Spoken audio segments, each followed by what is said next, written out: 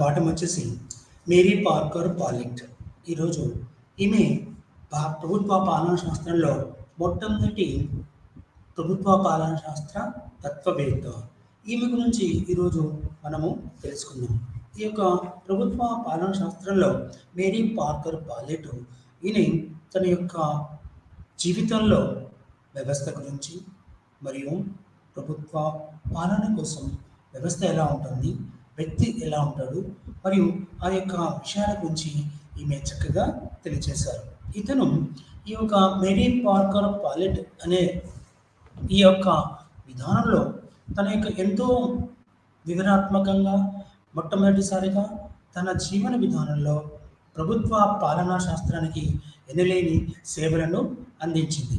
అయితే Mary Parker pallet ఒక సామాజిక రాజనీతి తత్వవేత్తల ఉద్దేశపూర్వకంగా పారిశ్రామిక ఇమేజెస్ అంటే పారిశ్రామిక వ్యవస్థలు ఎలా ఉన్నాయి, వాటి జీవన విధానం ఏంది, వ్యవస్థ ఎలా ఉండాలి, వ్యవస్థ యొక్క విధానంలో దాని యొక్క జీవన విధానంలో ప్రభుత్వ పాలనా శాస్త్రం ఎలా ఉండాలని చెప్పింది. అయితే ఈమె మొట్టమొదటిసారిగా ప్రభుత్వ పాలనా శాస్త్రానికి ఒక విధి విధాన రూపకల్పనలో ఎన్నో సేవలను అందించింది.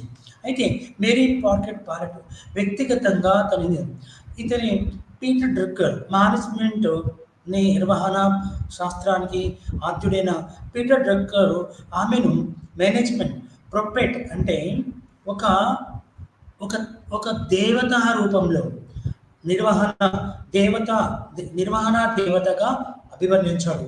అయితే ఇక్కడ వారెన్ బెన్నిస్ నాయకత్వం మరియు సంస్థల గురించి రాసిన ఒక వ్యాసంలో మేరీ పార్కర్ పాలెట్ రచన నుండి ఎన్నో విధాలైన తన యొక్క విధానాన్ని అందించాడు. అయితే ఈమె తన యొక్క రచనలో సంస్థాగత అంటే ఇక్కడ ఏం చెప్తుందంటే ఈ యొక్క మేరీ పార్కర్ పాలెట్ యొక్క రచనలు ఒక విశ్లేషణ చేస్తే అందులో వ్యాపార మరియు సంస్థాగత పరిపాలనలో ఈమె చాలా పాండిత్యాన్ని తన యొక్క అనుభవపూర్వకంగా తెలియజేస్తుంది. అయితే ఇందులో ప్రత్యేకించి సమన్వయం మరియు నాయకత్వం అధికారం సంఘర్షణ మధ్యవర్తిత్వం మరియు సామూహిక ప్రవర్తన వంటి అంశాల్లో ఈమె ఎంతో తన యొక్క అనుభవపూర్వకంగా విశేష పరిజ్ఞానాన్ని తెలియజేయబడింది. అంటే ఇప్పటి వరకు తన చైతన్యం సాధికారత భాగస్వామ్యం నాయకత్వం సంఘర్షణ మరియు అనుభవం వంటి ఆమె ఆలోచనలు సంస్థ మరియు నిర్వహణలో ఎలా ఉంటుందో దాని గురించి తను ప్రత్యేకమైన శ్రద్ధ తెలియజేయబడింది. అయితే ప్రభుత్వ పాలన మరియు అడ్మినిస్ట్రేషన్ మధ్య తేడా ఉన్న వివిధ విషయాల గురించి తను తెలియజేస్తూ, కానీ ఇక్కడ తన యొక్క పరిపాలన సామూహిక ప్రక్రియలు కూడా దీనిలో ఉంటాయి. సామూహిక ప్రక్రియ అందరికి కలిసి కట్టుగా పని చేస్తే ఎలా ఉంటుందో తెలియజేయడం జరిగింది. అయితే ఇక్కడ మనం చెప్పుకోవాల్సిన విషయం ఏంటంటే నిర్వహణలు అంటే నిర్వహణలో ఉన్న మేరీ పార్కర్ పరిచయం యొక్క ప్రధానమైన సహకారాలు మరియు ఎన్నో విషయాలు తన సహకారం చేసింది. అయితే ఇక్కడ ప్రభుత్వ పాలన యొక్క విధానంలో ప్రభుత్వ పాలన యొక్క ప్రత్యేకతల గురించి మేరీ పార్కర్ పాలెట్ తెలియజేయడం జరిగింది. అయితే ప్రభుత్వ పాలన వ్యాపార పారిశ్రామిక సంస్థల నుంచి అంతర్జాతీయ సంస్థల నుండి యుద్ధం శాంతి పరిస్థితుల నుంచి ఒక్క మాటలు చెప్పాలంటే మనుషులు కలిసి ఉంటే పనిచేసే పరిస్థితులు ఉదాహరణలు తీసుకున్నారు. విశిష్టమైన మేధాశక్తి సృజనాత్మకతో పాటు విస్తృతమైన సంస్కృతి విజ్ఞాన పాఠవాలు పుణికిపుచ్చుకున్న వ్యక్తి మేరీ పార్కర్ పాలెట్. క్లిష్టమైన విషయాలను సులభమైన స్థితిలో అంటే ఎంత సంక్లిష్టమైన విషయాలున్నా వాటిని సులభమైన స్థితిలో దాని రచయిత తన యొక్క రచనలు చేసింది. వాస్తవికత అనుభవపూర్వక సూక్ష్మ బుద్ధి ఆమెలో ఉన్నది. అనుభవపూర్వక సూక్ష్మ బుద్ధి అఖండ దృక్పథం ప్రజాస్వామ్య క్రియాశీలతలు స్ఫటిస్తున్నాయి. సాంప్రదాయ దృక్పథ నేతలైన హార్ట్వెయిటెడ్, Henry Fayol, Oliver Sheldon, Lyndall ఉర్విక్లో మొదలైన వారంతా పాలెట్ రచనలోని తాత్విక భావాలతో ప్రభావితమయ్యారు. అయితే వాటి పరిణతత్వ ధోరణులను అర్థం చేసుకోవడానికి పాలెట్ రచనలు ఎందుకో ఉపకరిస్తాయి. ప్రపంచ ప్రఖ్యాతించిన నిర్మాణ శాస్త్రవేత్త, గురువుగా బయలుపడుతున్న పీటర్ డ్రక్కర్ పాలెట్ను నిర్మాణ శాస్త్ర ప్రవక్త అంటే ఏదైతే చెప్పామో prophet of management, prophet of the management అంటే నిర్మాణ శాస్త్ర యొక్క ప్రవక్తగా మనము చెప్పబడుతుంది. అయితే ఇక్కడ ప్రభుత్వ పాలనా శాస్త్రంలో ఇక్కడ మేరీ పార్కర్ పాలెట్ తన యొక్క జీవన విధానంలో తను ఎలా ఉంది, తర్వాత ఆమె యొక్క జీవిత విశేషాల గురించి ఇప్పుడు మీకు నేను వివరిస్తాను.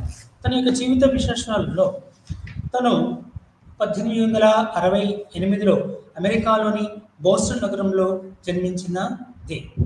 ఆమె ఎక్కడ జన్మించింది? 1886లో బోస్టన్ నగరంలో జన్మించింది. తన యొక్క ప్రాథమిక విద్య బోస్టన్లోని షెలినీ ఫెయిర్ అకాడమీలో పూర్తి చేసింది. పాలెట్ నిరాడంబర జీవనశైలి మరియు విజ్ఞానార్థి కాంక్షణ తన అధ్యాపకులు నేర్చుకుంది. అంటే పాలెట్ తన గురువులైన ఉపాధ్యాయుల నుంచి జీవనశైలిని, నిరాడంబరమైన జీవనశైలి మరియు విజ్ఞానాభివృద్ధి కాంక్షతను అధ్యాపకుల నుండి నేర్చుకుంది. ఉన్నత విద్యను రెడ్ క్లిప్ న్యూహామ్ కళాశాలలోను, కేంబ్రిడ్జ్ విశ్వవిద్యాలయంలోనూ ఆమె విద్యను అభ్యసించారు. చరిత్ర, న్యాయ, రాజనీతి శాస్త్రాలు ఆమెకు ఎంతో ప్రీతిప్రాప్తమైనవి. అధ్యయనాలు, విషయాలు, విద్యా వ్యాసంగాలు. తర్వాత ఆమె సాంఘిక సేవకురాలు. ఆమె సాంఘిక పాలన దృష్టిని కేంద్రీకరించింది. ఆమె సంఘ సేవకురాలు. చుట్టుపక్కల ఉన్న పేదవాళ్ళు, మురికివాడలు ఏదైతే ఉందో, స్లమ్ ఏరియాస్ ఏవైతే ఉన్నాయో అక్కడికి వెళ్ళి వాళ్ళ పిల్లలు, స్త్రీలతో వాళ్ళ యొక్క యోగక్షేమాల గురించి ఆమె ప్రత్యేకమైన శ్రద్ధ తీసుకునేది.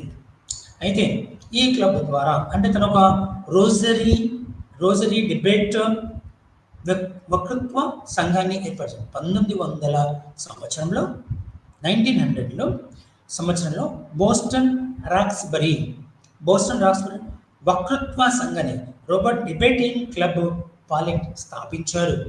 చాలా సంవత్సరాల వరకు ఆ క్లబ్ పాలెట్ కార్యకలాపాల కేంద్రంగా వెలిసింది. ఈ క్లబ్లో పేదలతో కలిగి ఉన్న సన్నిహిత సంబంధం, అంటే పేదవాళ్ళు ఎవరుతున్నారో వాళ్ళతో సన్నిహిత సంబంధం, అనుభవాల నుండి రాజన్ శాస్త్రంతో విశిష్ట పొందిన తన మొట్టమొదటి రచన అయిన నూతన రాజ్యం, ది న్యూ స్టేట్ అనే పుస్తకాన్ని రచించింది. 1909లో బోస్టన్ స్త్రీల మున్సిపల్ లీగ్ ఉపసంఘానికి అధ్యక్ష వహించి స్త్రీలు, బాలలు, మురికివాడలలో నివసించే ప్రజల ప్రగతికి కృషి చేయాలి. అంటే మురికివాడలలో నివసిస్తున్న బాలలు, చిన్నపిల్లలు మరియు స్త్రీలు వారి యొక్క అభివృద్ధి కోసం ఈమె ఎంతగానో కృషి చేసింది. 1912లో వృత్తులపై సలహాలు ఇవ్వడంలో ఆసక్తి కనబరిచిన బోస్టన్ ఉపాధి కల్పన సంస్థ, ప్లేస్మెంట్ బ్యూరో, ఉపాధి కల్పన అంటే అక్కడ ఉన్న పేదలకి వాళ్ళకి జీవనోపాధి కల్పించడానికి కృషి చేసింది. అలాగే పరిశ్రమ నిర్వహణ, వ్యవస్థీకరణపై దృష్టి చేసింది. 1915 మరియు 1933 ఈ మధ్యకాలంలో వ్యాపార కార్యనిర్వహణ అధికారులు వార్షిక తరగతుల్లో పారిశ్రామిక సంస్థలపై తన యొక్క ఒక పత్రాన్ని, ఒక ఆర్టికల్ని ప్రజెంట్ చేసింది. 1924-25లో న్యూయార్క్ వ్యాపార పాలన శాస్త్రీయ భూమికలు అంటే scientific foundation of business administration వ్యాసంపై పాలెట్ తన యొక్క ఉపన్యాసాలు ఇచ్చి నిర్మాణ శాస్త్రంలో ఆమె ప్రసిద్ధి గాంచింది. అయితే మేరీ పార్కర్ పాలెట్లో తన రచనలు ఎలా ఉన్నాయి?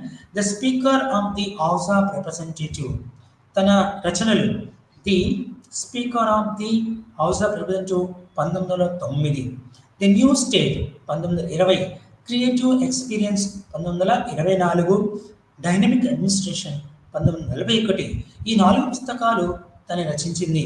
అయితే లిండా ఉర్విక్లు, అయితే ఈమె మరణాంతరం అండ్ మేరీ పార్కర్ పాలెట్ మరణాంతరం హెన్రీ మెట్కాఫ్ లిండాల్ గురువికులు అడ్మినిస్ట్రేషన్ ద డైనమిక్ అడ్మినిస్ట్రేషన్ అనే పుస్తకాన్ని ద న్యూ స్టేజ్ అనే పుస్తకాన్ని ఆమెకు విశ్వకీర్తిని ఆర్జించి పెట్టింది. అయితే డైనమిక్ అడ్మినిస్ట్రేషన్ పుస్తకాన్ని తర్వాత కాలంలో మెట్కాఫ్ మరియు లిండాల్ గురువికులు దాన్ని పూర్తి చేస్తారు.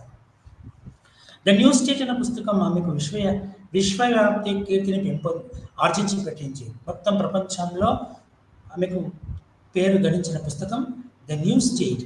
క్రియేటివ్ ఎక్స్పీరియన్స్ నిర్వహణ శాస్త్రంలో ఉత్కృష్ట రచనగా పేరు పొందింది.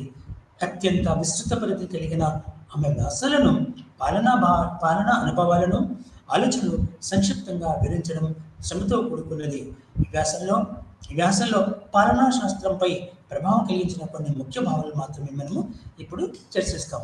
పాలెట్ను పాలనాత్మక తత్వవేత్తలు నవ్య సాంప్రదాయ శాస్త్రవేత్తగా పిలుస్తారు. ఏమని పిలుస్తారు? నవ్య సాంప్రదాయ శాస్త్రవేత్తగా పిలుస్తారు. ఇక్కడ మళ్ళీ మనం ప్రభుత్వ పాలనా శాస్త్రానికి నిర్వహణ శాస్త్రంలో తను ఎలాగైతే చేసిందో అయితే ఇక్కడ నిర్మాణాత్మక పాలిట్ కాన్ఫ్లిక్ట్స్ ఇన్ ఆర్గనైజేషన్ అంటే వ్యవస్థలో ఎలాంటి సంఘర్షణలు ఏర్పాటు చేయబడ్డాయో తను వివరించారు. అంటే పాలెట్ తన రచనలో సంఘర్షణ వైరుధ్యాలను ఏర్పడే సమస్యలను ప్రధానంగా చర్చించింది.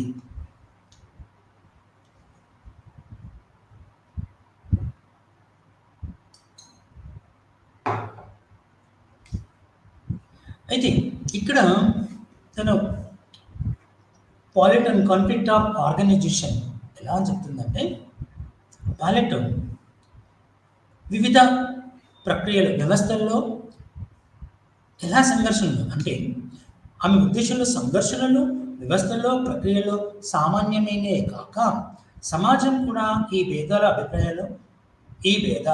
మరియు అభిప్రాయాలకు సంబంధించిన లేదా అభిరుచులకు సంబంధించినవి కావచ్చు. పాలెట్ దృష్టిలో మేరీ పార్కర్ పాలెట్ దృష్టిలో సంఘర్షణ మంచిది కాదు, చెడ్డది కాదు. సంఘర్షణల గురించి ఆలోచించేటప్పుడు పాక్షిక దృష్టి కానీ నైతిక విలువల దృష్టి కానీ దృక్పథం కానీ మంచిది ఉంటుందని చెప్తుంది పాలెట్. ఎందుకంటే వైరుధ్యం యుద్ధం లాంటి వైరుధ్యం మధ్యలో ఇతర వ్యక్తుల మధ్య సమాజం మధ్యలో వైరుధ్యం ఉంటుంది. అది ఒక ఏమలా ఉంటుందంటే ఒక యుద్ధం లాగా ఉంటుంది. గొడవ కారణాలు అయితే ఉంటాయి, కానీ విభేదాలను బహిర్గతం చేసే ఒక ప్రక్రియ మాత్రమే. ఈ విభేదాలు అభిప్రాయాలకు సంబంధించి అభిరుచులకు సంబంధించి ఏవైనా కావచ్చు. వాటిలో విభేదాలు యజమానులు అందులో ఎవరుంటారు? విభేదాలలో యజమానులు ఉద్యోగుల మధ్యనే కాక మరి నిర్వాహకుల మధ్య డైరెక్టర్ల మధ్య ఎక్కడైనా ఉండొచ్చు. యజమానులు ఉద్యోగులు మరియు అనేక మంది నిర్వాహకులు మరియు డైరెక్టర్ల మధ్య కూడా ఉండొచ్చు. సంఘర్షణ ఉంటుంది. సంఘర్షణలు వృధా బహిర్గతమయ్యే అసంగతులు కావని అవి సమాజ సుసంపత్తితో తోడ్పడతాయని పాలెట్ పేర్కొంది. వ్యక్తుల మధ్య ఉండే సహజ విభేదాలను అవి ఎడమారుస్తున్నాయి. అయితే విభేదాలు మరియు వైరుధ్యాలు సాంఘిక వ్యవస్థలు తప్పవు. వైరుధ్యాలు మరియు సాంఘిక వైరుధ్యాలు వ్యవస్థలో కంపల్సరీగా ఏదో ఒక రూపంలో కనపడతాయి. అంటే వ్యక్తుల మధ్య ఉండే సహజ విభేదాలు వైరుధ్యాలు సాంఘిక వ్యవస్థలో తప్పవు. సంఘర్షణలు విభేదాలు అనేది చాలా ఉంటాయి. అయితే మనకు ఉపయోగపడతాయో అవి ఎలా ఉపయోగపడతాయో వాటి రూపం ఏందో మనము తెలుసుకోవాల్సిన. దీనిని నిర్మాణాత్మకంగాను విధ్వంసక చట్టాలకు కూడా ఉపయోగించవచ్చు. సంఘర్షణలు బహిర్గతమైనప్పుడు ఆ వ్యవస్థ యొక్క ప్రగతికి సూచికలు కావచ్చు. కనుక సంఘర్షణ నిర్మాణాత్మక దృష్టితో చూడాలని అంటే ఎప్పుడైతే సంఘర్షణలు ఉంటాయో ఆ సంఘర్షణలు ఆ వ్యవస్థ యొక్క అభివృద్ధికి కూడా కారణం కావచ్చు. వీటిని పాలెట్ కొన్ని విషయాలను తన ఉదాహరణలతో పాలెట్ వివరించారు. ర్యాపిడీ ద్వారానే పుస్తకాలకు మెరుగు పెడతారు. ర్యాపిడీ అంటే ఏదైనా వస్తువులకు మనం ర్యాపిడ్ ద్వారానే మెరుగుపెడతాము. ఒక ఒక బిందెలు కానీ, ఒక గోల్డ్ స్మిత్ తన బంగారానికి మెరుగులు పెడతాడు. వాటిని రాయడం మూలంగానే వాటిలో ఒక ఒక ఒక రకమైన ఆకర్షణను, కాంతిని తెలియజేస్తుంది. అంటే మానవుడు అనాగరికత నుండి నాగరిక దశకు పరిణామం చెందినట్టుగా మనము చెప్పవచ్చు. అయితే ఇక్కడ మనం చెప్పుకోవాల్సింది ఏంటంటే, ఇక్కడ మొట్టమొదటి డైమెన్షన్ అంటే రాజు. మొట్టమొదటి వచ్చేది ఆధిక్యత, డామినేషన్. ఇందులో రెండు మూడు రకాలైన విషయాలు చెప్తున్నాం. ఒకటి డామినేషన్ అంటే ఆధిక్యత, కాంప్రమైజ్ రెండోది రాజీ, సమైక్యత ఇంటిగ్రేషన్. ఆధిక్యత ఒకరిపై ఒకరికి విజయాన్ని చేస్తుంది. ఆధిపత్యం ఒకరిపై ఒకరికి ఆధిపత్యం. ప్రతి చోట ఒక ఇంట్లో కూడా అన్నదమ్ముల మధ్యలో, కుటుంబం మధ్యలో ఆధిపత్యం ఉంటుంది. అన్న మీద తమ్ముడు, తమ్ముడి మీద అన్న, అక్క మీద చెల్లి, చెల్లి మీద అక్క, ఇలా ఒకరి మీద ఒకరు ఆధిపత్యం చెలాయిస్తారు. అలాగే వ్యవస్థలో కూడా ఒకరి మీద ఒకరు ఆధిపత్యాన్ని చెలాయిస్తారు. అంటే ఓడిపోయిన వారిలో అణచబడిన భావాలు, ప్రవృత్తులు మరియు ప్రొవైడింగ్ మానవత్వంలోని అణచబడిన కోరికల వల్ల తిరుగుబాటు చేయడానికి సమయం కోసం ఎదురు చూస్తుంటారు. ఎవరైనా కానీ ఎవరిని ఎలా అనదొక్కాలి, పైకి వస్తున్న వ్యక్తిని తన కిందికి ఇంకా అతపాదాన్ని తొలడానికి ఈ యొక్క డామినేషన్ అనేది చాలా చక్కగా ఉపయోగపడుతుంది. ప్రతి ఒక్క వ్యవస్థలో, ప్రతి ఒక్క కార్యాలయంలో ఈ డామినేషన్ అనేది చాలా చక్కగా ఉంటుంది. అయితే ఘర్షణకు దారితీసిన ప్రవృత్తులు ఆధిక్యత సాధించిన అణచబడిన వారిద్దరిలోనూ ఉంటాయి కనుక అవి సమయం దొరికినప్పుడు ఘర్షణకు దారిస్తాయి. ఎవరైతే అణచవేయబడుతున్నాడో అతని అణచబడ్డవాడు, అణచివేయబడుతున్నవాడు, ఇద్దరి మధ్యలో వీళ్ళు కూడా ఎప్పుడో ఒకప్పుడు వీళ్ళు సమయం కోసం వేచి చూసి ఒకరి మీద ఇంకొకరు అనగదొక్కుకోవడానికి ఆస్కారం, ఒకరి మీద ఒకరు డామినేట్ చేయడానికి ఆస్కారం ఉంది. అయితే పగ తీర్చుకోవడానికి అనువైన అవకాశం కోసం ఎదురు చూస్తుంది. ఒక వ్యక్తి ఎప్పుడైతే పరాజయం పొందుతాడో అప్పుడు ఇంకో వ్యక్తి అతన్ని ఓడించడానికి ప్రయత్నం చేస్తాడు. కాబట్టి మొట్టమొదటి ప్రపంచ యుద్ధంలో ఆతిథ్య ద్వారా సంఘర్షణాంతం చేయడానికి ప్రయత్నించగా దాని ద్వారా సమస్యలు పరిష్కారం కాకపోగా మరింత తీవ్రమే రెండవ ప్రపంచ యుద్ధాన్ని. మొదటి ప్రపంచ యుద్ధం జరిగినానికి కారణాలు వెతికి వాటిని శత్రు దేశాల మధ్య సామరస్యపూర్వకమైన విధానాన్ని అవలంబించడానికి ప్రయత్నం చేసిన వివిధ నాయకులు, సంస్థలు అది బెడిసికొట్టడంతో రెండవ ప్రపంచ యుద్ధానికి దారితీసేదే సంఘర్షణలుగా చెప్పవచ్చును. రెండవది రాజీ విధానం. రాజీ అంటే కాంప్రమైజ్ అనేది ప్రతి వ్యక్తికి ప్రతి జీవితంలో కాంప్రమైజ్తోనే బ్రతుకుతున్నాడు ఈ రోజుల్లో. ఈ యొక్క నవ్య జీవన విధానంలో మోడర్నైజేషన్, ఈ యొక్క నూతన జీవితాల్లో మనిషి కాంప్రమైజ్గానే తన జీవితాన్ని కొనసాగిస్తున్నాడు. అంటే రాజీ విధానం ద్వారా ప్రజలు తమ మధ్య తలెత్తే సంఘర్షణలు పరిష్కరించుకుంటారు. ఈ పరిస్థితిలో ప్రజలు ఇరు వర్గాల వారి మధ్య కోరికలలో కొన్నింటిని తగ్గించుకొని కొన్నింటిని మాత్రమే సంతృప్తిపరుచుకొని సర్దుబాటు చేసుకుంటారు. ఇది రాజుగారు. కొన్ని కోరికలు నెరవేరుతాయి, కొన్ని కోరికలు నెరవేరాయి. అప్పుడు ఆ యొక్క మానవులు వాటి మధ్య సర్దుబాటును చేసుకొని రాజీ పడి జీవితాన్ని కొనసాగిస్తారు. ఉదాహరణకు కార్యవర్గాలు సాధారణంగానే రాజీ పద్ధతిని అవలంబిస్తాయి. సమిష్టి సంప్రదింపులతో కార్మిక నాయకులు తాము ఆశించిన దానికన్నా ఎక్కువ కావాలని కోరుకుంటారు. నిర్వాహకులు తాము కోరిన దానికంటే ఎప్పుడు కొంత తగ్గించి ఇవ్వడమే దానికి కారణం. ఇందువలన అంటే కార్మికులకు ఏదైతే ఇవ్వాల్సిందో అది ఎప్పుడు తగ్గించాలని చూస్తుంది, కానీ కార్మికులు ఎప్పుడు యాజమాన్యం నుంచి ఎక్కువగానే తీసుకోవాలని, ఎక్కువగానే రాబట్టడానికి కృషి చేస్తాయని మనం ఇక్కడ అర్థం చేసుకోవాల్సి ఉంటుంది. రాజీ మధ్యలో కార్మికులు మరియు వ్యవస్థ మధ్యలో, కార్మికులు మరియు యాజమాన్యం మధ్యలో ఈ యొక్క విధానం అమల్లో ఉంటుంది. అయితే అందువల్ల కార్మికులకు నిజమైన కోరికలు ఏమిటో నిర్వాహకులకు బోధపడక సమస్యలు విషమ రూపం ధరిస్తుంది. కొన్నిసార్లు కార్మికులు ఏం చెప్తారో యాజమాన్యానికి అర్థం కాక అవి ఎక్కడేసిన గొంగల్లాగి అక్కడే ఉండిపోతాయి. కాబట్టి మనము ఈ యొక్క కార్మికులు ఏదైతే చెప్తున్నారో సిటీ అవుట్స్కట్లో ఉండే రంగారెడ్డి డిస్టిక్లో ఎన్నో రకాల ఎన్ని వేల ఎకరాల్లో ఈ యొక్క కార్మిక సంస్థలు ఉన్నాయి. వాటి యొక్క సమస్యలను ఆ యొక్క వ్యక్తికి ఇస్తే మళ్ళా నెక్స్ట్ నెక్స్ట్ వచ్చేసరికి వాళ్ళ యొక్క కార్యకలాపాలతో పాటు వాళ్ళ యొక్క అనుభవపూర్వకమైన ఉపయోగాలన్నీ పొందగలరని తెలియజేయడం అవుతుంది. అయితే ఈ యొక్క రాజీ సంఘర్షణ పరిష్కారానికి ఒక మార్గం అంగీకారాన్ని పొందిన ఇరు వర్గాల వారి ఎంతో కొంత కోరికను తగ్గించుకోవాల్సి ఉంటుంది. అటు యాజమాన్యం కావచ్చు, ఇటు కార్మికులు కావచ్చు, ఎంతో కొంత తమ యొక్క రాజీ వ్యవస్థను ఏర్పాటు చేసుకోవాల్సిన ఆస్కారం కలదు. ఇక సమైక్యత, మొట్టమొదటి ఏంటిది డామినేషన్, రెండవది కాంప్రమైజ్, మూడవది డామినేషన్. ఈ డామినేషన్ అనేది చాలా చాలా నష్టపూరితమైంది.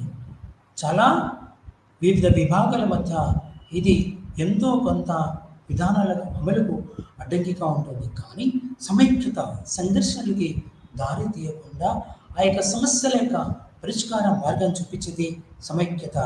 దీన్ని ఇంగ్లీష్లో ఇంటిగ్రేషన్ అని అంటారు.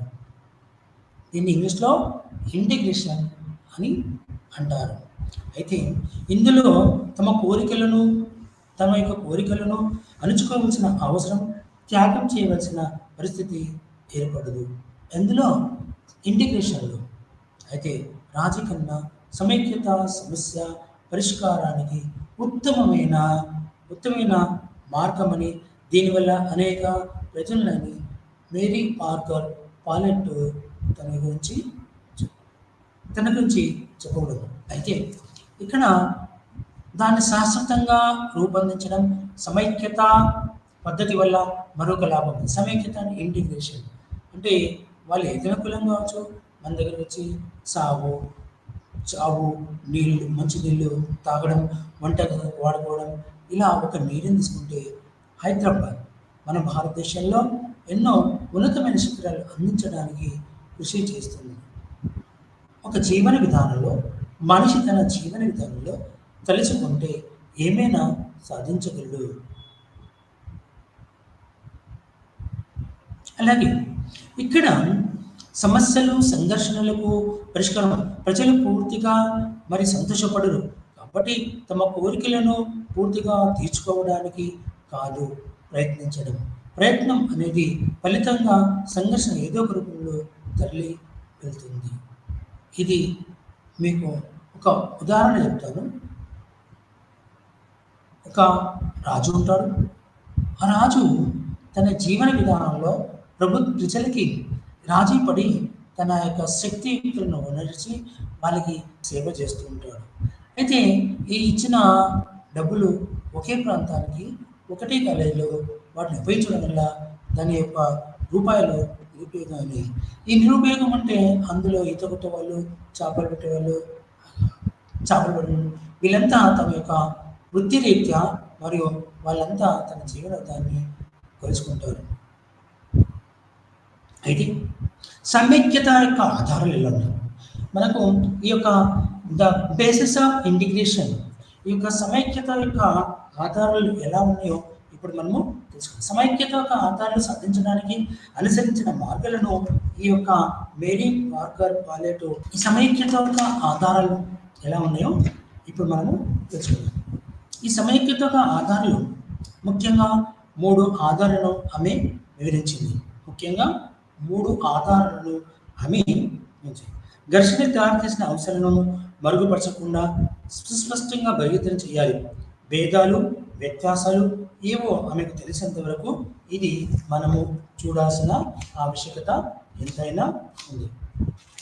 అయితే ఇక్కడ తాను చెప్తున్నది ఏదైతే ఉందో ఏమంటుందంటే conscious attitude, responsible attitude, experimental attitude. ఈమె చెప్పిన దాన్ని బట్టి చూస్తే ఆమె కాన్స్టిట్యూటల్ అటిట్యూడ్ అని ఎలా ఉంది చెప్పడానికి ఇవి దారితీస్తున్న విధానాలు ఎలా ఉన్నాయో పెడదాం.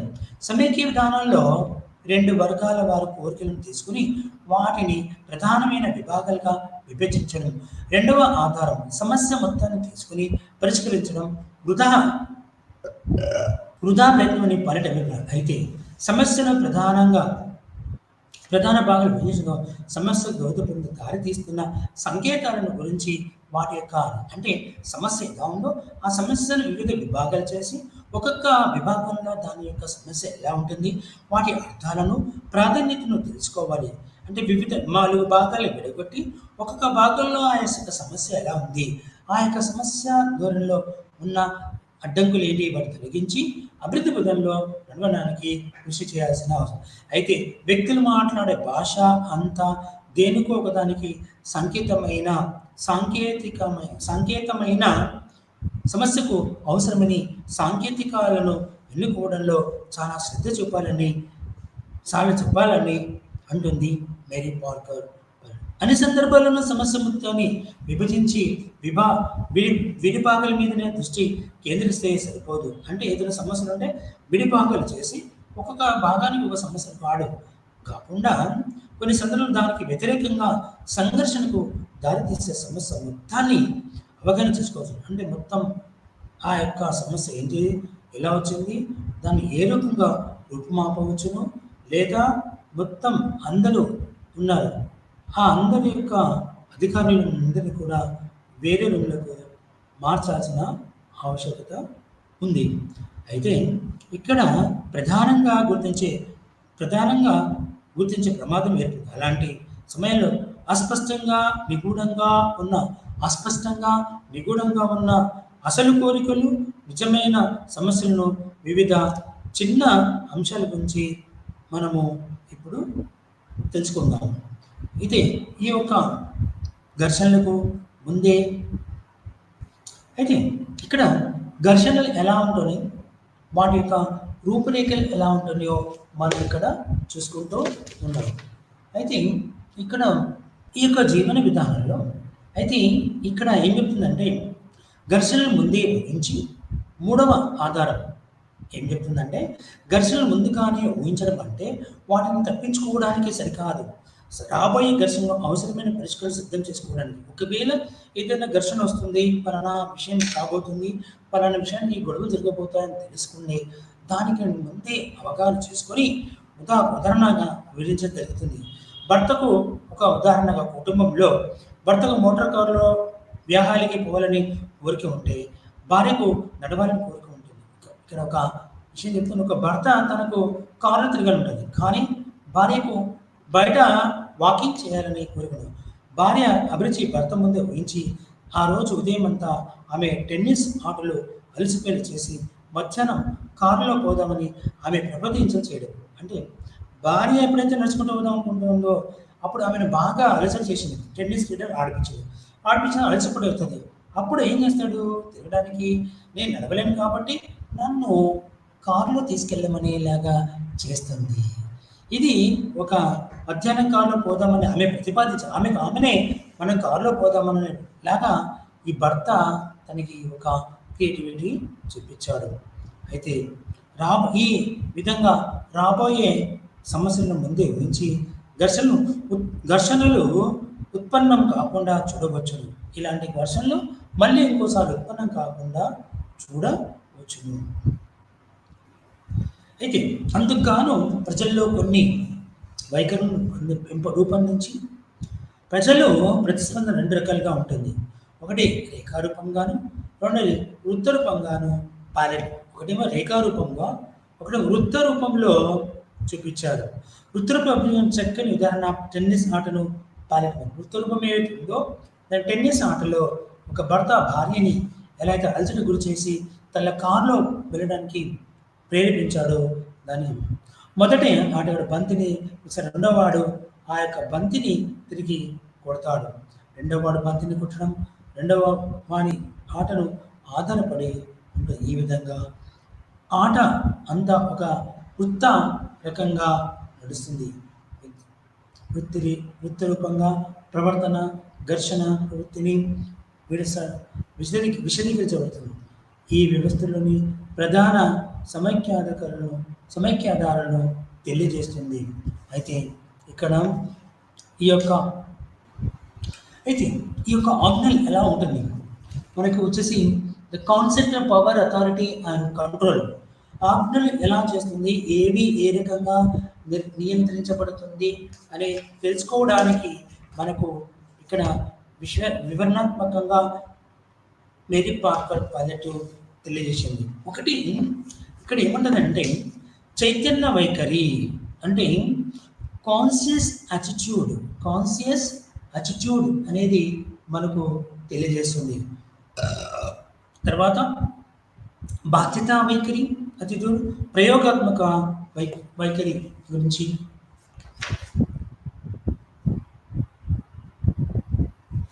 మనము వీటి గురించి మనము తెలుసుకుందాం. ఏమిటిది?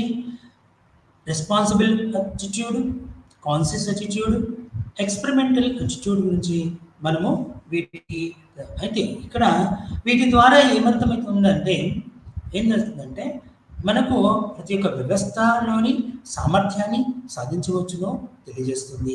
అలాగే వాటి యొక్క ఫలితాలను గమనించడం అవసరం. ఈ విధంగా అనుభవాలను క్రోడీకరించి వాటి యొక్క ప్రాతిపదికపై ఆజ్ఞలు ఇవ్వడంలో ఇప్పటి వరకు అనుసరిస్తున్న నియమాలు, పద్ధతులు అవసరమైతే మార్చవలసి ఉంటుందని ఈ యొక్క మేరీ పార్కర్ యొక్క రచనలో తెలియజేస్తుంది. కొందరికి ఆజ్ఞలు ఇవ్వడం అనేది చాలా సులభమైన విషయం తోస్తుంది. వారు తమ ఆజ్ఞలను నిరభ్యంతరంగా అంగీకరిస్తారని ఊహిస్తారు. వాస్తవానికి ఆజ్ఞలు ఇవ్వడం పలు కష్టాలతో కూడిన ప్రక్రియ అని గ్రహించారు. ఆజ్ఞలు ఇవ్వడం, కమాండ్ చేయడం అది అంత అందరికీ కాదు. అది ఒక కళ, ఒక నైపుణ్యం, ఒక అనుభవపూర్వక వారిని ఆజ్ఞలను జారీ చేయాల్సి ఉంటుంది. అయితే ఆజ్ఞలు ప్రబోధాలు సహేతుకల మధ్య మాత్రమే పనులు చేయించలేమని మనోవైజ్ఞానిక శాస్త్రం తెలుసు.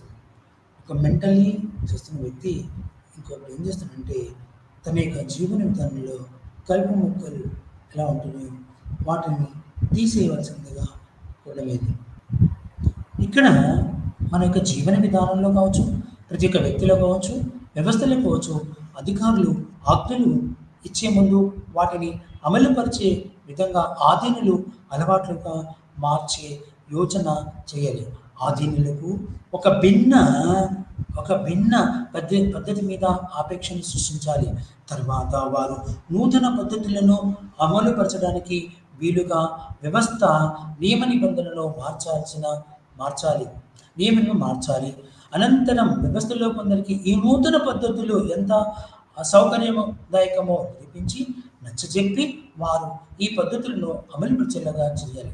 అంటే నూతన విధానంలో తన యొక్క వ్యవస్థలో లీడర్షిప్ క్వాలిటీ ఎలా ఉండాలంటే ఇది నీ దృష్టిలో ఇట్లా కడుపు ఉబ్బిపోతే ఒక మనకు స్పీడ్ బ్రేకర్ లాగా కనపడుతుంది.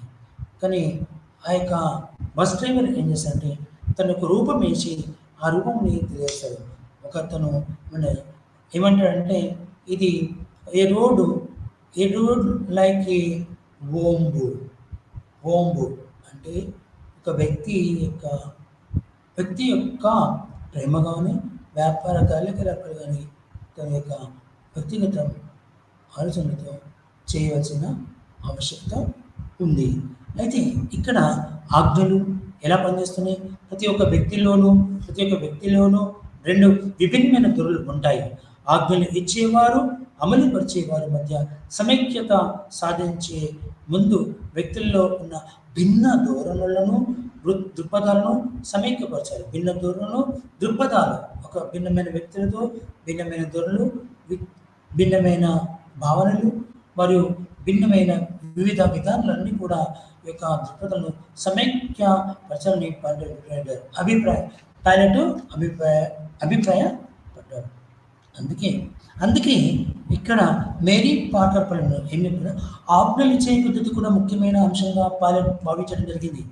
ఆధీనుల పట్ల క్రూరంగా అంటే కింది స్థాయిలో క్రూరంగా నిరంకుశంగా ప్రవర్తిస్తూ ఆజ్ఞలు ఇవ్వడమే వ్యవస్థలను వచ్చే పెక్కు ఘర్షణలకు మూలమని ఆమె తన యొక్క అభిప్రాయం చేసింది. అంటే ఎక్కడైతే నువ్వు ఆజ్ఞలు ఇస్తున్నావో అక్కడ ఆ ఆజ్ఞలను ఏం చేస్తుంటే ఆధీనుల పట్ల క్రూరంగా చేయను కరో ఎందుకు లేస్తున్నావు, నేనేం చెప్తున్నా అదే చెయ్యి అని ఒక కమాండ్గా ఒక ప్రోగ్రాంతో వాటిని ప్రవర్తన నిరంకుశంగా వెనక ముందు చూడకుండా ఆడామే చూడకుండా చిన్నపిల్లలు చేయకుండా వాటిని నిరంకుశంగా ఆజ్ఞలు ఇవ్వడమే వ్యవస్థలో వచ్చే ఎక్కువ సంఘర్షం. అప్పుడు వాళ్ళు ఏదో ఒక విధంగా కోర్టుకు వెళ్తారు. ఆజ్ఞల యొక్క వ్యవస్థీకరణ అయితే ఈ యొక్క ఆజ్ఞలు రూపొందించడంలో ఏముంటుందంటే planning and coordination, the concepts of power and authority and control అట్నే ఆజ్ఞాపించడం. ఇందులో లా ఆఫ్ ది సిచ్యువేషన్ అంటే వారు ఇరుపక్షాల పరిస్థితి కల్పించిన ఆజ్ఞలను బద్దలవుతారు. ఎక్కడైతే ఇద్దరు కంప్లైంట్ చేసుకుంటారు ఒక వ్యక్తి ముందు, వాళ్ళిద్దరూ కూడా వారి యొక్క ఆజ్ఞలకు బద్దులై ఉంటారు. అయితే ఇరుపక్షాల పరిస్థితి కల్పించిన ఆజ్ఞలను లా ఆఫ్ ది సిచ్యువేషన్ బద్దలవుతారు. వాటి అమలుకు ఎవరు కూడా వెనుకాడరు. ఉదాహరణకు సమానాభూతులున్న ఇద్దరు శాఖాధిపతులు ఘర్షణను వారు నిరూపిస్తూ ఇరువురు అంటే యాజమాన్యం మరియు కార్మికులు మధ్య వాటికి సరి అయిన అవగాహన ఉంటే వాటి యొక్క అభివృద్ధి కార్యక్రమాన్ని నేర్చుకుంటారు. ఆజ్ఞలు పరిస్థితిలో భాగమేనే అంటే వ్యవస్థలో ఒక భాగమై ఆజ్ఞాపించడం మరొకరు ఒప్పుకోవడం అనే ప్రశ్న ఉదయించడం. ఒకరైతే ఇంకొకరు ఖచ్చితంగా ఉన్నారు, లేకపోతే దాన్ని వ్యతిరేకించడానికి కారణం చూపించకుండా ఉంటుంది. అంటే ఒకరు ఆజ్ఞాపించడం మరొకరు ఒప్పుకోవడం, ఒకరు ఆజ్ఞాపించడం మరొక ఒప్పుకోవడం ఉండదు. ఉదాహరణకు తల్లి నిలివమ్మని ఆజ్ఞాపిస్తే కుమారుడు ముందుగా తిరస్కరించిన తర్వాత నీళ్లు తీసుకోదు. ఉదాహరణకు ఇంట్లో బాలునికి కొడుకుకి కాస్త మంచిని తీసుకురా నాన్న, గ్లాసులో తాగడం నీళ్ళు తీసుకురా అంటే ముందు ఒప్పుకోకపోయినా తర్వాత అతను ఒప్పుకుంటాడు. అంటే కుమారుడు ఆజ్ఞాపించడాన్ని తిరస్కరిస్తూ కానీ ప్రతిష్ట దృష్టి నీళ్లు తీసుకురావడం కానీ వ్యాపార పనిలో ఒక వినూత్న అంశమని పేరు. అంటే ఎప్పుడైతే తల్లి కొడుకును మంచిని తీసుకురామన్నదో అప్పుడు కొడుకు ముందుగా నిరాకరించిన తర్వాత తీసుకెళ్తాడు. అది ఈ యొక్క మేరీ ప్రాజెక్ట్లో ఒక మంచి నిర్వహణ సూత్రంగా చెప్పడం జరిగింది. అయితే ఆజ్ఞలు ఇవ్వడంలోనూ మరొక గమనమైన అంశం ఏమిటంటే వ్యక్తులు ఒకరికొకరు తమ యొక్క కింది వారి పనిచేస్తుంటే ఆ ఉన్నత వ్యక్తి ఆధీనులు వ్యతిరేకిస్తారు. పని వాళ్ళు చెప్తుంటే కింది వాళ్ళు నేను చెయ్యాను, నేను ఎందుకు చేయాలా, నేను ఒక్కడిని ఎందుకు చేయాలా అనే ఒక ఆలోచనతో దాన్ని వ్యతిరేకిస్తాడు. వారు ఇతరులతో కలిసి పనిచేయడానికి ఉత్సాహపడతారు. ఎవరైనా అంటే ఉన్నతాధికారి కింది వారు చెప్పినప్పుడు అందరు కలిసి చేస్తే అప్పుడు కలిసి చేయడంలో ఒక చక్కటి అనుభవంగా చెప్పబడుతుంది. అంటే ఆజ్ఞలు ఇచ్చేవారు తీసుకునేవారు కలిసి పని చేస్తున్నామనే భావన పరిస్థితి సరిగా అధ్యయనం చేయడానికి అవగాహన చేసుకోవడానికి దోహదం చేస్తుందని మేరీ మార్కెట్ పైలట్ చెప్పారు. అంటే ఆజ్ఞలు స్వీకరించేవాడు ఆజ్ఞలు ఇచ్చేవాడి మధ్యలో ఒక సమన్వయం ఎంతో అవసరమని చెప్పబడుతుంది. అలాగే వ్యక్తుల యొక్క ఆజ్ఞలను పాటించేటట్లు అలా చేయడానికి దానికి ఉన్న పరిస్థితుల్లో కలిగజేయాలి. అలాగే వ్యక్తులు ఆజ్ఞ పాటించేటట్లు ఎలా చేయాలో దానికన్నా పరిస్థితులు అంతర్భాగమైన ఆజ్ఞలను కనుగొని మార్పులను పరిస్థితులను రూపొందించే వరకు ప్రధానంగా అంతర్గతంగా ఏమవుతుందో ప్రతి ఒక్క విషయంలో ప్రతి ఒక్క అంతరాత్మగా తన యొక్క అంతర్భాగంగా ఏమేమి కోరికలు ఉన్నాయి, ఎలాంటి యొక్క ఆలోచనలు తెలుసుకుంటే అప్పుడు ఇక తిరిగి మాత్రం ఉండదు. కాబట్టి కొందరు విధేయత స్వతంత్రతగా కలిసి పని చేయమని భావిస్తారు. కొందరు ఏం చేస్తారంటే విధేయత స్వతంత్రత కలిసి పని చేయమని భావిస్తారు. విధేయత ఇక్కడ మేరీ పార్కర్ పైలట్ విధికే విధేయులై ఉండాలని అంగీకరిస్తే వారి బాధ్యత విధులను సమీకృతం చేసే వ్యక్తిత్వాన్ని వ్యక్తిత్వాన్ని ఆజ్ఞగా స్వీకరించబడేదని చెప్తున్నాడు. అయితే ఆజ్ఞలు ఇవ్వడం, ఆజ్ఞలు ఎవరైతే ఇవ్వడం ఒక క్లిష్టమైన ప్రవృత్తిగా పేర్కొంటూ ఆ ప్రవృత్తికి సంబంధించిన కొన్ని సమస్యలు పాలెట్ చర్చించింది. మొదట ఆజ్ఞలు అమలు కొరకు పర్యవేక్షణ ఏ మేరకు అవసరమో ఆమోదయోగమో అదేవిధంగా అదేవిధంగా పర్యవేక్షణ పద్ధతులు కూడా అంతే ముఖ్యం. ఏమిటంటే ఆజ్ఞలు ఆమోదం ఎంత అవసరమో అవి వాటి యొక్క ఆజ్ఞలు సరిగా చేస్తున్నా లేదా అని వాటిని పర్యవేక్షణ పద్ధతులు కూడా అతి ముఖ్యంగా చెప్పబడుతుంది. అయితే ఈ రెండింటిని సమైక్యపరచడం ఎలాగో మరొక సమస్య ఈ రెండింటిని ఎలా సమైక్యపరచడం ఆలోచించింది.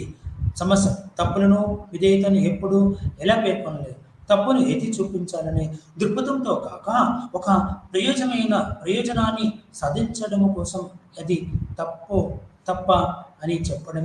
అంటే దృక్పథం తను ఎత్తి చూపిస్తున్నాడు, ఇది ముఖ్యం, ఇది ఎలా చేయాలి, దాని యొక్క ప్రయోజనాన్ని సాధించడానికి కోసం ఇది తప్ప.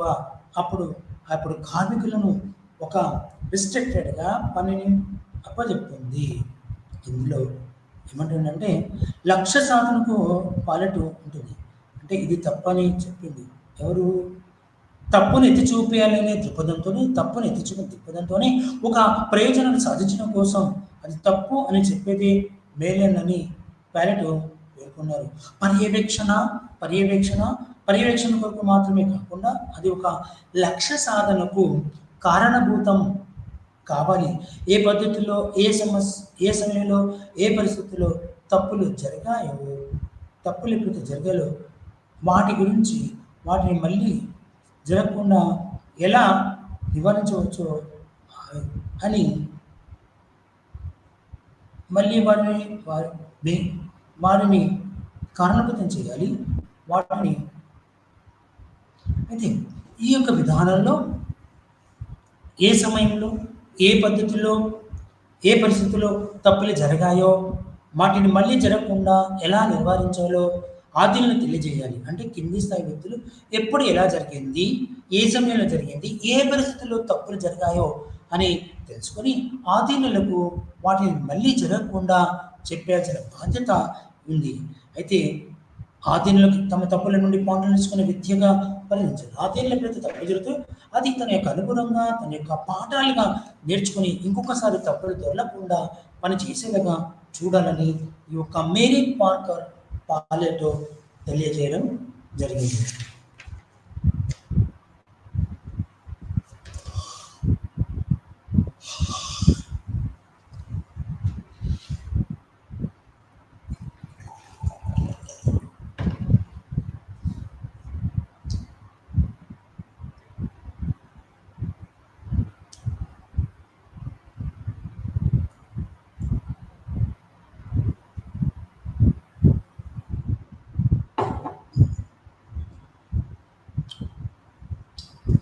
ఇక్కడ మనకు ఏం చెప్తున్నాడంటే ఈ యొక్క విధానంలో కోఆర్డినేషన్, ప్లానింగ్ అనేది రెండు చాలా ముఖ్యమైనవి. వ్యవస్థలో ప్లానింగ్ అండ్ కోఆర్డినేషన్, ప్రణాళీకరణ మరియు సమన్వయం. అంటే coordination in the early stage అంటే ప్రారంభ దశలో సమన్వయం. మొట్టమొదటి వచ్చేది ప్రారంభ దశలో సమన్వయం ఎలా ఉండాలి, ఆ వ్యవస్థకు ఏ రకమైన పని చేస్తున్నామో ఆ పనికి ముందుగానే ఆ యొక్క దశలో మొదలు పెడుతున్నప్పుడు చక్కటి సమన్వయం ఏర్పాటు చేసి ఆ సమన్వయం ద్వారా మొట్టమొదటి ద్వారానే ఎలాంటి అడ్డంకులు లేకుండా, ఎలాంటి విభేదాలు మరియు వర్కర్స్ మధ్య అంటే కార్మికుల మధ్య విభేదాలు కానీ మరియు కార్మికులు యాజమాన్యం మధ్య ఎలాంటి ప్రారంభ యొక్క ఇబ్బందులు తలెత్తకుండా దీన్ని చేయాలని. అంటే ప్రారంభమే దశలో సమన్వయం, ఆ యొక్క ప్రాంతం చక్కటి సమన్వయం ఏర్పాటు చేయాలి. రెండోది coordination by the direct control అంటే ప్రత్యక్ష నియంత్రణ ద్వారా సమన్వయం. అంటే వ్యవస్థలో పనిచేస్తున్న ఎవరైతే కార్మికులు ఉంటారో వాళ్ళని అందరినీ ప్రత్యక్షంగా అంటే డైరెక్ట్ కంట్రోల్ చేయాలి. ఎవరు చేస్తున్నారు, ఎవరు పని చేయట్లేదు, ఎవరు చేస్తున్నారు, ఎవరు చేయట్లేదని ప్రత్యక్షంగా ఒకవేళ పని చేయకపోతే వాళ్ళని పని చేసేలాగా చూడాలి. ఇది రెండవది. ఏది ప్రత్యక్ష నియంత్రణ ద్వారా సమన్వయం. అంటే ఆ పని చేస్తున్న సమన్వయం ద్వారా చక్కగా మనం నియంత్రణ చేయాలి. మీరు చెయ్యండి, ఎందుకు చేయట్లేదు, ఇది చేయాలి సంస్థ కోసం.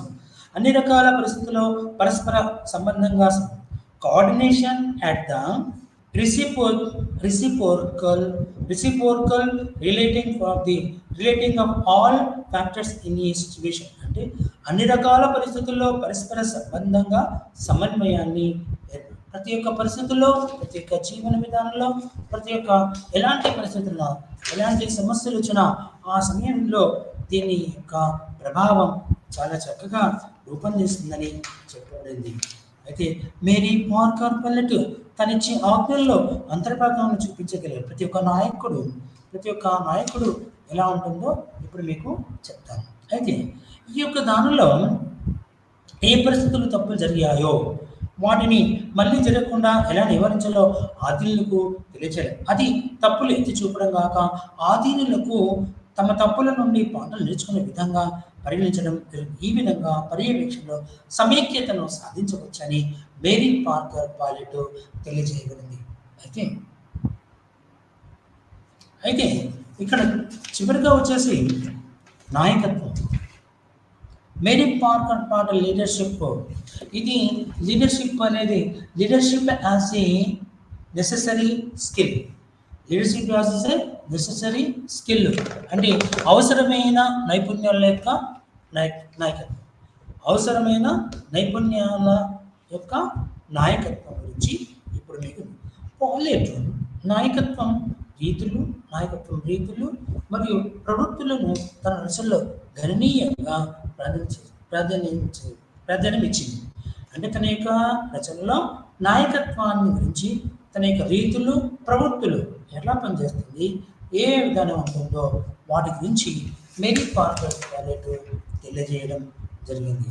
మేరీ పార్కర్ పల్లెట్ అంటే నిర్వహణ రంగంలో వచ్చిన వివిధ మార్పులు నేపథ్యంలో నాయకత్వంపై ఇప్పటివరకు ఉన్నవన్నీ సాంప్రదాయబద్ధమైనవి చెబుతూ పల్లెట్ వారితో విభేదించి నాయకత్వం తన భావాలను ఇలా వ్యక్తపరిచింది. ఎలా అంటే నాయకుడు అంటే వ్యవస్థ అధ్యక్షుడు, శాఖానికి అధిపతి మాత్రమే కాదు, పరిస్థితులను సమగ్రంగా అర్థం చేసుకుని వాటిని వ్యవస్థ లక్షణాలకు అనుగుణంగా అన్వయించడమే కాక ఒక పరిస్థితి నుండి మరొక పరిస్థితి రూపొందించడాన్ని గమనించి ఆ మార్పుల్లో కూడా సనాయాసంగా సర్దుకుపోగలరు అనే నిజమైన నాయకుడు అంటే తన సహాయాన్ని శక్తివంతం చేసి వారిలో చోరం రూపొందించి ప్రతి ఒక్కరికి వారి సామర్థ్యాల మేరకు పనిని అప్పగించడమే మేరీ పార్కర్ పల్లెట్ వివరించింది. ఏ నాయకుడైతే ఉంటున్నాడో ఆ నాయకుడు ఆ వ్యక్తులు, ఆ యొక్క కార్మికులు, ఆ యొక్క వ్యవస్థ మరియు కార్మికుల మధ్య ఎలాంటి విభేదాలు పరపక్షాలు తెలియజేయకుండా ఒకవేళ వస్తున్నాయంటే వాటి రూపుమార్పి ఆ యొక్క సమస్యను రూపుమార్పి ఆ సంస్థ యొక్క లక్ష్యం నెరవేర్చేలాగా చూడాలని మేరీ పార్కర్ పల్లెట్ వివరిస్తున్నారు. తానిచ్చే ఏ నాయకుడైతే తనిచ్చే ఆజ్ఞల పరిస్థితులు అంతర్భాగం చూపించగల వ్యక్తి నాయకుడు పరిస్థితి మొత్తాన్ని సమగ్రంగా వీక్షించి ఏ పరిస్థితి జరుగుతుందో ఆ ప్రదర్శన బాగా సమగ్రంగా వీక్షించి అనుభవాల నుండి అత్యవశ్యకమైన అంశాలను గ్రహించడంతో పాటు మొత్తం వ్యవస్థలోని అంతర్గత సమూహ సంబంధాల పట్ల ఎవరికి స్పష్టమైన అవగాహన ఉంటుందో అతనే నిజమైన నాయకుడు. ఆ సంస్థ గురించి, ఆ వ్యవస్థలో లోటుపాట్ల గురించి, ఆ సంస్థ యొక్క అభివృద్ధి కోసం తెలిసిన చక్కటి అనుభవజ్ఞ వ్యక్తుడే నాయకుడు అవుతాడు. ఎవరికి స్పష్టమైన అవగాహన ఉంటుందో ఆ యొక్క కార్యాలయం, ఆ యొక్క వ్యవస్థ గురించి పూర్తి అవగాహన ఉంటుందో అతని ఆ యొక్క వ్యవస్థకు నాయకుడిగా వ్యవహరించబడుతుందని మేరీ పార్కర్ పల్లెట్ చెప్పారు. అంటే ఇక్కడ నాయకుని యొక్క లక్షణాల ద్వారా ప్రభావితమైన నాయకుడి వల్ల ప్రభావిత లక్షణాలు వృద్ధి పొందుతున్న సామరస్యకృత ఐక్యత యొక్క వ్యక్తీకరణ నాయకుడు. సామరస్యకృతం అక్కడ గొడవ జరుగుతుంది అర్థమైంది. ఆ గొడవను సత్యమంచి అందులో ప్రేమ మరియు ఒక స్నేహపూరితమైన ఒక సద్రోహపూరితాన్ని వాతావరణం ఏర్పాటు చేసి వారి మధ్యలో సంఘర్షణ భేదాలను దూరం చేసి ఆ యొక్క లక్ష్యం నెరవేర్చేలాగా అందరూ పనిచేసేలా చూసేదే నాయకుడు. అయితే నాయకుడు అంటే సమన్వయం. నాయకుడు అంటే సమన్వయం, విధులను నిర్వర్తించడం, దూరదృష్టి అనే 3 లక్షణాలు కలిగి ఉండాలని పాలెట్ చెబుతుంది. ఏమంటుంది? ప్రతి నాయకునికి సమన్వయం, ప్రతి నాయకునికి వాటిలో ఏముండాలి? సమన్వయం, విధులు నిర్వర్తించడం, దూరదృష్టి. సమన్వయం ఉండాలి, విధులు నిర్వర్తించగల అతను తనతో పాటు వాళ్ళతో పాటు ఆ యొక్క విధులు నిర్వర్తించాలి. దూరదృష్టి అంటే రేపు ఏం జరగబోతుంది, రాబోయే కాలంలో ఈ వ్యవస్థ ఎలా ఉంటుందో అనే ఒక దూరదృష్టి కలిగి ఉండాలి నాయకుడు. నాయకుడానికి ఈ 3 ముఖ్యమే. మళ్ళీ ఒకసారి సమన్వయం, విధుల నిర్వహణ మరియు దూరదృష్టి అనే 3 ముఖ్యమైన లక్షణాలు ప్రతి ఒక్క నాయకుడు అలవర్చుకోవాల్సిన ఉంటుంది. నాయకుడు ఒక సమూహాన్ని కూర్చోగల అనుభవం కలిగి ఉండడంతో పాటు ఆ సమూహాన్ని శక్తివంతంగా, ఒక నాయకుడు తన అనుభవంతో ఒక జట్టుగా ఏర్పడమే కాదు, ఆ జట్టు మొత్తం శక్తివంతంగా పనిచేసి లక్ష్యం నెరవేర్చేలాగా చేయడమే నాయకుడి యొక్క ముఖ్య కర్తవ్యం. పాలెట్ నాయకత్వాన్ని 3 రకాలుగా వేయించేది.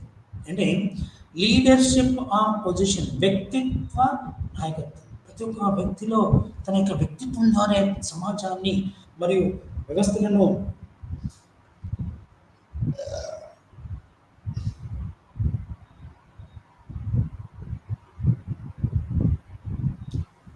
మెరీ పార్కెట్ 3 ముఖ్యమైన హోదాలు. నాయకత్వం, హోదా నాయకత్వం, లీడర్షిప్ ఇస్ అ పొజిషన్. ప్రతి ఒక్క వ్యక్తి ఉన్నత స్థానంలో ఉంటూ ఒక 10 మందికి పెద్దగా ఉండాలని కోరుకుంటాడు వ్యవస్థలో.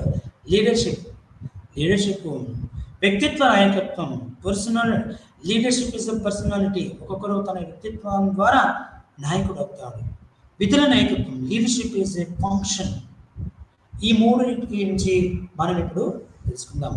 మొదటి తరహా నాయకత్వం అంటే నాయకత్వం, లీడర్షిప్ ఇస్ అ పొజిషన్. హోదా నాయకత్వం అనేది. రెండవ తరహా హోదా నాయకత్వం లాంఛనాధికారంగా ఉంటుంది. అంటే హోదా నాయకత్వం, లీడర్షిప్ పొజిషన్, ఒకరి తర్వాత ఒకరికి ఆ యొక్క వ్యవస్థ ప్రమోషన్ ద్వారా అతనికి ఆ నాయకత్వ హోదా లభిస్తుంది. రెండవది తన శక్తివంతమైన వ్యక్తిత్వం ద్వారా తన యొక్క క్యారెక్టర్, తన యొక్క విధానం, తన యొక్క పర్సనల్ ద్వారా నాయకుడు అవుతాడు.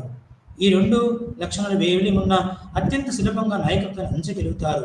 ఆధునిక వ్యవస్థల్లో లాంఛనాధికార వ్యక్తిత్వ ద్వారా నాయకత్వం అందించేవారు కాక విషయ పరిజ్ఞానంతో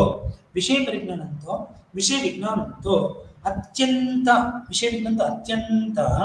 సమర్థ నైపుణ్యం కలిగిన వారు అవసరమవుతారు. ఇతరులు వారు నిర్ణయాల ద్వారా ప్రభావితపరుస్తారు కాబట్టి వారు తమ నాయకత్వాన్ని చలాయించగలుగుతారు. సమర్థవంతమైన వ్యాపార నిర్వహణలో ఎదురయ్యే ఒక ప్రత్యేక పరిస్థితికి విజ్ఞానాన్ని అందించగల వ్యక్తి ఆ సమయంలో నాయకుడిగా స్థిరపడతాడు. ఎలాంటి పరిస్థితుల్లో అయినా సరే ఆ నాయకుడు తొనకకుండా తన యొక్క ప్రతిభా పాఠవాలతో ఆ సమస్యల పరిష్కారానికి కృషి చేయగలుగుతాడని మేరీ పార్కర్ పాడింది. పరిస్థితి మొత్తాన్ని క్షుణ్ణంగా అవగాహన చేసుకొని దాని యొక్క ప్రాధాన్యతను గుర్తించే విజ్ఞానం గల వ్యక్తిని నాయకత్వం వహిస్తుంది. ఎవరైతే అందరూ నాయకులు కాలేరు, ఎవరైతే తన ప్రతిభా పాఠాలు ఉంటాయో అతన్ని తన యొక్క ఎవరి దగ్గర స్కిల్స్ ఏవైతే ఉంటాయో, స్కిల్స్ అంటే నైపుణ్యాలు ఉంటాయో ఆ నైపుణ్యాలు గల వ్యక్తుల్ని నాయకులుగా ఎన్నుకోబడుగుతారు. డిస్పాచ్ క్లర్క్ కనుగొన్న వాళ్ళను చూసే అధికారిని నియంత్రించగలడు. ప్యాలెట్ ఉంటుంది. డిస్పాచ్ క్లర్క్ కొనుగోలును చూసే అధికారిని నియంత్రించగలని పరుడు ఉంటుంది. అంటే డిస్పాచ్ కొనుగోళ్ళు ఉంటాయి. ప్రతి ఒక్క ఆర్గనైజేషన్లో కొనుగోలు విభాగం ఉంటుంది. ఆ కొనుగోలు విభాగంలో డిస్పాచ్ ఏంటంటే వస్తువులను బయటికి పంపిస్తుంది.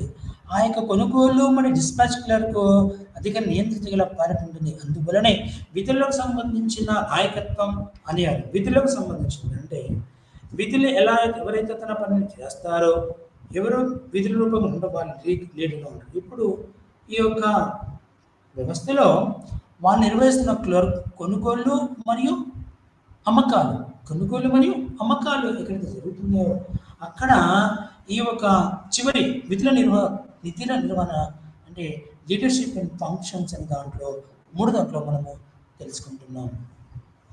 అయితే పాలెట్ దృష్టిలో పాలెట్ దృష్టిలో విధుల నాయకత్వమే వ్యక్తిత్వ నాయకత్వంగా మనము తెలియజేయడం జరుగుతుంది.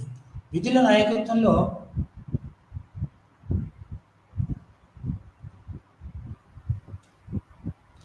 విధుల నాయకత్వంలో పైన దృష్టిలో విధుల నాయకత్వం వ్యక్తిత్వ నాయకత్వం అంటే కూడా ప్రధానమైనది. అంటే విజ్ఞానం నేర్పు ఉన్న నాయకులకు తమకు అప్పగించిన విధులు నిర్వహించడానికి అవసరమైన అధికారులను ఇచ్చినప్పుడు మాత్రమే సాధ్యమవుతుంది.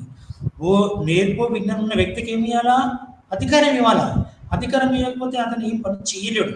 కాబట్టి ఎప్పుడైతే నేర్పు విజ్ఞానం ఉన్న నాయకులకు అధికారాన్ని ఇచ్చి అధికారాన్ని ఉపయోగించి ఆ యొక్క విధులు నిర్వహించేలాగా చూడని చెప్తుంది మేరీ పార్కర్ పాలెట్. తన యొక్క ఈ విధానాన్ని తను విశ్వసించారు.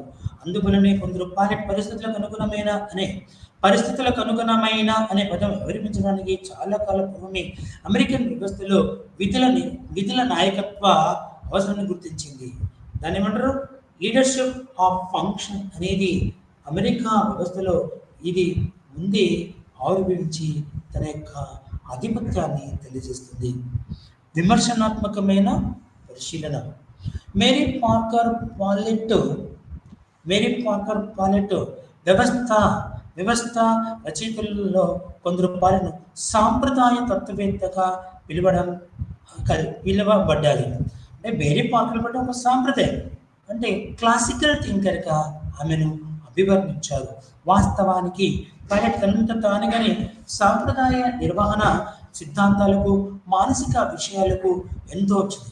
ఏకపక్ష యాంత్రిక దృక్పథాన్ని కాకుండా తన యొక్క అభిప్రాయాలను భావనలను ఈ ఒక్క మేరీ పార్కర్ పాలెట్ అయితే ఇక్కడ మేరీ పార్కర్ పాలెట్ ఐక్యమత్యమైన వ్యవస్థ ఏర్పాటుకు పాలెట్ వ్యక్తపరిచిన విలువైన భావాలు ఉపయుక్తమైన సలహాలతో ఉండవలసిన సిద్ధాంతబద్ధమైన మేరీ పార్కర్ పాలెట్ వివరించారు. అయితే అందువలన పాలెట్ భావాలు పాలనా తత్వ శాస్త్రం నూతన శకాన్ని అవలంబించిందలో ఏమాత్రం అతిశయోక్తి కాదు.